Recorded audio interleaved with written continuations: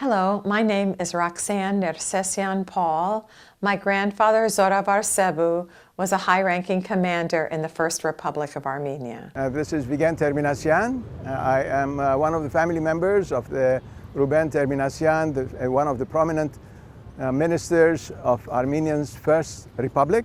My father was a Gamavor veteran serving with Aram Manukyan. 100 years ago, Armenia became an independent nation.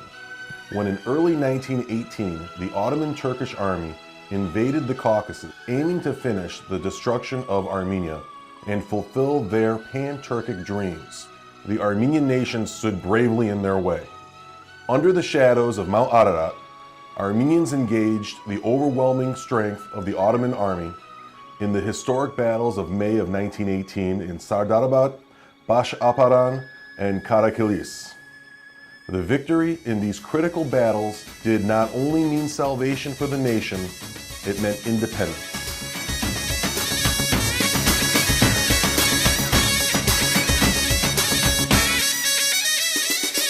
After defeating the Ottoman army, Armenia proclaimed her independence. However, the situation in which the new republic found herself was a truly disastrous one. According to the memoirs of Armenian politicians of that period, at least 150,000 Armenians perished from starvation during the first months of independence. The price of freedom was critically high.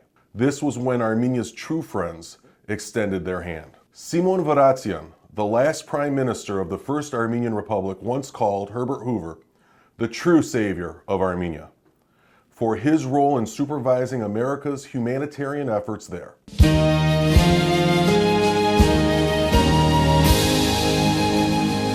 Oh, beautiful for spacious skies. Catherine Lee Bates, the prominent poet who wrote America the Beautiful, a song often referred to as the second or unofficial anthem of the United States, dedicated a poem to Armenia in those critical days.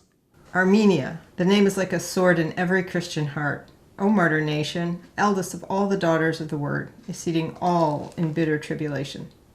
Armenia was the only republic in the Caucasus whose independence was officially recognized by the government of the United States at that time. Armenia opened an embassy in Washington, D.C., and Armen Garo was appointed as ambassador.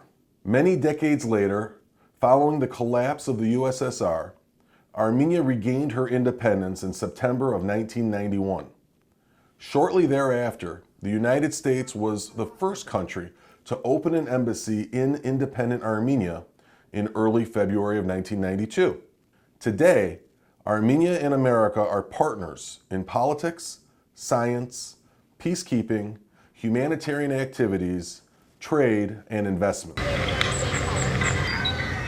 Armenia Creating Home, a Smithsonian Folklore Festival in Washington, D.C., is another important milestone in understanding the deep cultural ties between Armenia and the United States. After 100 years, the relations between these two friendly nations, Armenia and the United States of America, are stronger than ever. We are so happy to see this entire exhibit dedicated to Armenia in the name of Armenia.